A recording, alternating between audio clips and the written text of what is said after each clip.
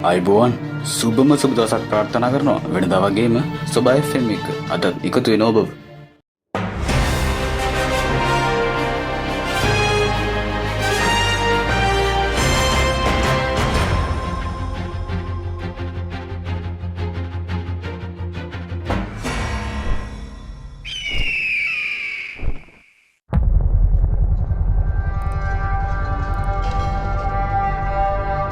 යහංගල පිළිබඳව මෙතෙක් හෙළිදරව් නොවූ සැඟුණු යම් ගුප්ත දේවල් ගැන මම මීට පෙර වැඩසටහන් කිහිපයක් ඉදිරිපත් කළා. ඒ එක වැඩසටහනක යහංගල ඉහළ ගල් ద్వාරයක් ගැනත් ඇතුළත අභ්‍යන්තරය ගැනත් විශේෂ හෙළිදරව් කිරීමක් කළා. ඒ හෙළිදරව් කිරීම වලින් තවත් බොහොමයක් තවමත් සැඟවිලා තියෙනවා.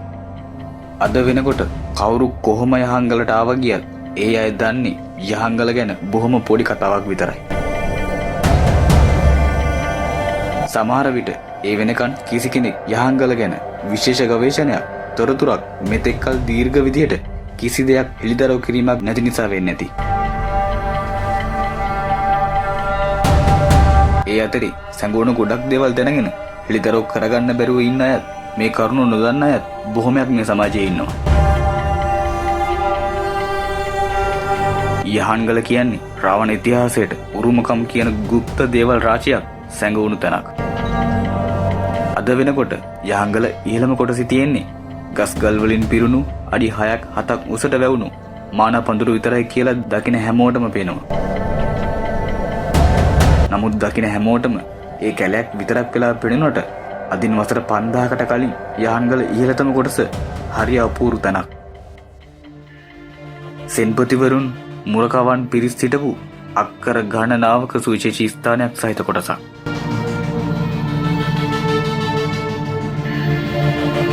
යහංගලේ ඉහළම කොටසේ සුවිශේෂී ස්ථානයක්. එක් අන්තයක ගල් ద్వාරයක්. තවත් විදිහකට සෙන්පතිවරුන් මුරකවන් යොදවා තිබුණු තැනක්. ඔබට මොකද හිතෙන්නේ?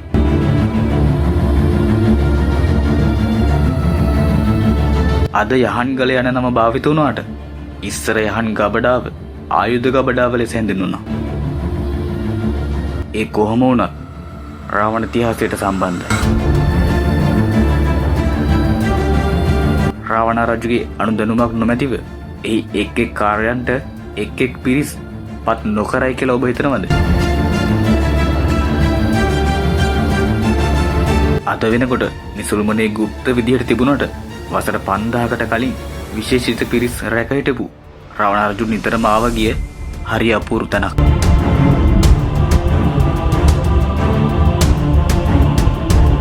යහංගල ඉහළම කොටසේ ගල් ద్వාරයක් නිර්මාණය වුණේ ඇතුළතට සූර්යාලෝකය ගන්න විතරක්මත් ඉහළ මාලයට සහ ඇතුළත මාලයට යාමට විතරක්මත් නෙවෙයි.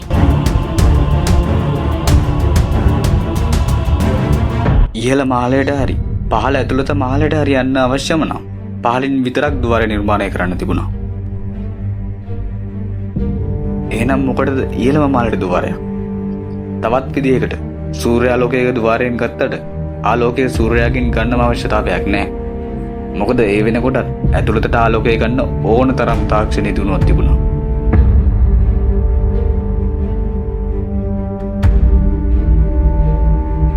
සමහර මිනිස්සු කියන විදිහට අද වෙනකොට කැලෑ වැදිලා වන සතුන්ගෙන් පිරුණු නිකන් කන්දක් විතරක් කියලා සමහරව කිව්වට යහංගල කියන්නේ රාවණ රජුගේ ප්‍රධාන ස්ථානයක්. රාවණ රජුට අයිති ප්‍රධාන සුවිශේෂී ස්ථානවලට රජු ගියේ ගඬුමුණරේ.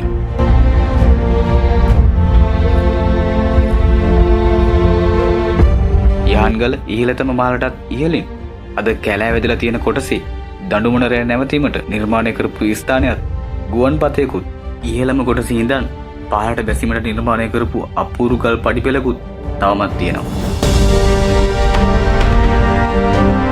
නමුත් වර්තමානයේටත් අනාගතයටත් මේ සියල්ල තවමත් හොඳින් සුරක්ෂිතයි. නමුත් මේ ස්ථානයත් ගුවන්පතයත් අද දකින්න ලැබෙන රූස්ස ගස්ත වලින් මාන පඳුරු වලින් දරුණු වනසතුන්ගෙන් වැසී අවසන් වුණත් රාවණ ඉතිහාසයේ යම් සිදුවීම් යම් දේවල් වලින් ඉඟිපාන්නේ කුමක්ද කියන එක සමහරුන්ට හිතා ගන්නවත් බැරි දෙයක්.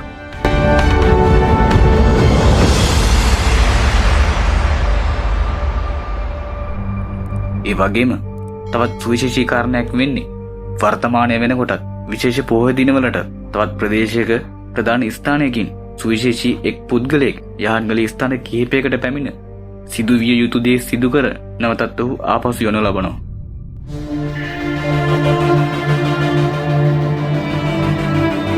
ඒ අතරෙත් තම තමන්ගේ ඕනෑපාකම් වලට තම තමන්ගේ අවස්ථාවදී වැඩවලට පමණක් සීමා වෙලා මේ දේවල් හොයන්න බලන්න යන අයත් ඉන්නවා.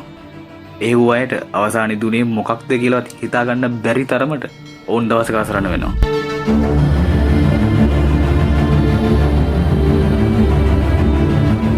එනිසා හිතුමනාපෙට ගිහින් ඕන දේවලු එපා දේවලු කරන්න කලින් දෙපාරකට වඩා හිතලා යන්න වගේ බලාගන්න.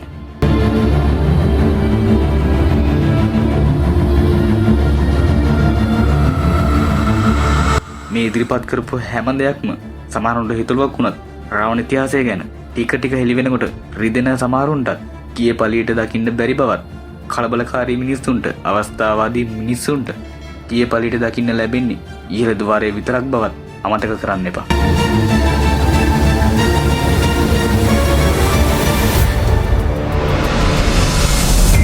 යහංගලට යන අය මේ දේවල් හිතේ තියාගෙන යහංගල අභියසයට ගිහින් ద్వාරයේ දැක හෝ සතුටු වෙන්න කියන කාරණාත් මතක් කරමින් අදට ඔබෙන් සමුගන්නවා. ඔබට සුබ දවසක්.